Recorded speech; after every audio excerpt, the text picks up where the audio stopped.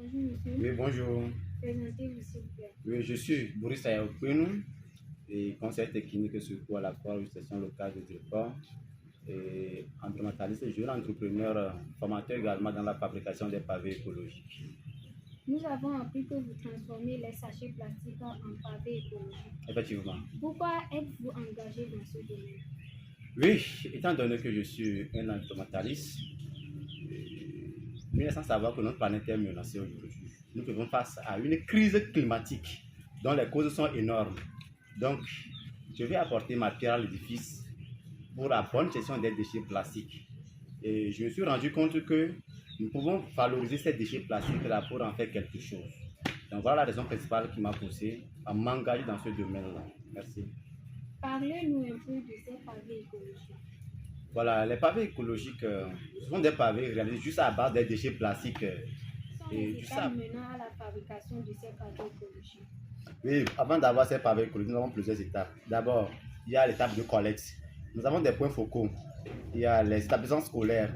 Nous avons installé des clubs d'environnement dans ces écoles-là, voilà, qui sont des jeunes engagés qui nous aident à collecter ces matières plastiques. Nous avons également les bonnes dames qui entretiennent les grands marchés après le jour du marché. Et nous avons des jours où nous passons pour collecter ces matières plastiques. Arrivé sur le site ici, nous avons une équipe de lavage.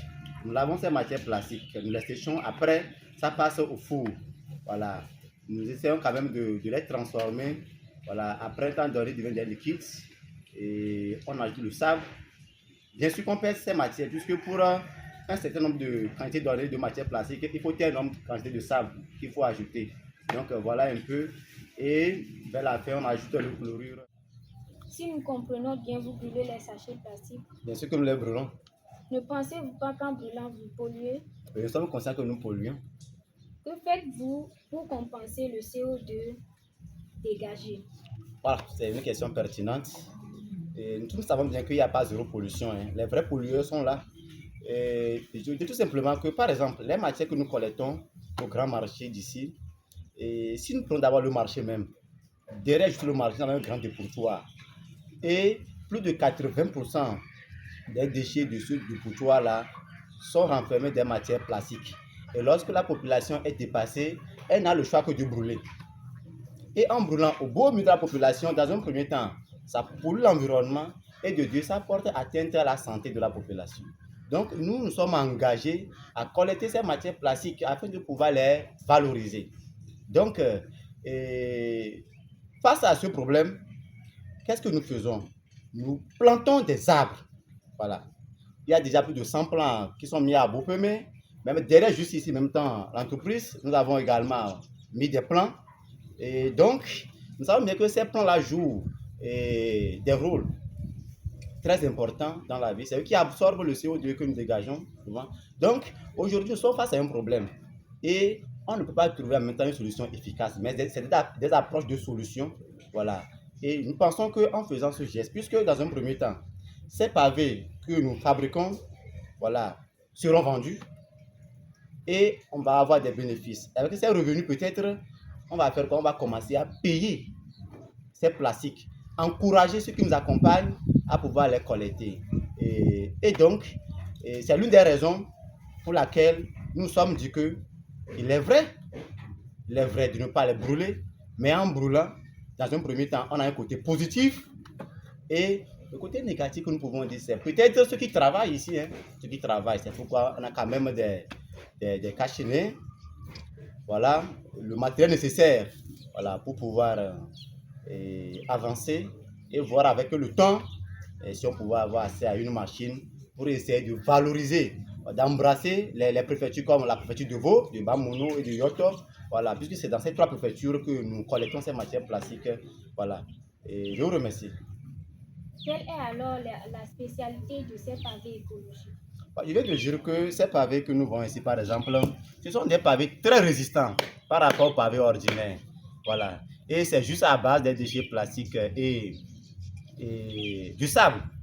Voilà. Donc les zones à risque comme les zones d'inondation, quand vous mettez ces pavés là-bas, ces pavés absorbent, aspirent l'eau dans le sous-sol. Donc voilà un peu en quelque sorte les avantages de ces pavés écologiques. Quels sont les difficultés que vous rencontrez actuellement? Oui, bon, je dirais tout simplement que les difficultés sont énormes. Ça n'en manque pas. Mais bon, au niveau de l'équipe même, il nous faut certains matériels. Nous sommes en train. Mais le problème est que face à cette crise dont les causes sont énormes, nous on a juste pris une partie. Nous sensibilisons la population sur une théorie. Aujourd'hui, on ne peut jamais trouver une solution, une approche de solution aux matières plastiques sans passer par la théorie des 5 R. C'est-à-dire que réutiliser, réduire, refuser, rendre à la terre ou bien faire le recyclage. Donc, nous essayons de sensibiliser la population, mais la plupart ne comprennent pas. Ils vont te dire que, mais bon, voilà. Alors que les faits sont là. Regardez comment il fait chaud. Regardez le niveau de la mer. Aujourd'hui, notre planète est menacée. Et lorsque nous lançons un appel à la population, d'autres ne nous accompagnent pas. La preuve est qu'il y a des poubelles qu'on a disposées au bord de la route, dans l'établissement scolaire, dans les lieux. Mais le conseil amer, les gens, après avoir fini de boire, ne font que jeter la matière plastique dans la nature. Or, cette matière plastique en contact avec le soleil dégage, voilà, des odeurs, a des conséquences néfastes sur la santé, voilà, et sur notre environnement. Mais nous sommes confiants, nous sommes conscients que ça va aller parce que si chacun dans son coin essayait d'apporter sa pierre à l'édifice, je pense que nous pouvons. Parce qu'il le faut. C'est notre seule maison qui nous reste. C'est la planète Terre. On doit faire un effort pour pouvoir la sauver. Merci. Merci. Avez-vous quelque chose à dire aux auditeurs? Oui, avec plaisir. Et juste, je lance un appel à tout et chacun de nous de prendre conscience. Je dis bien de prendre conscience. Parce qu'il le faut. Il le faut. Aujourd'hui, plus qu'à jamais, le devoir nous appelle, voilà, à mener une marche d'ensemble pour faire face à cette crise. Quand j'entends les gens parler du problème climatique, moi, nous sommes dans une crise totale. Nous sommes dans une crise. Et là où il y a la volonté, si nous décidons ensemble que nous allons apporter une approche de solution pour faire face à cette crise, nous pensons que ça va marcher. Et également, je lance un appel aux personnes de bonne volonté qui veulent nous aider pour qu'on puisse élargir l'entreprise là, pour qu'on puisse ensemble trouver une solution. Puisque l'idée c'est quoi?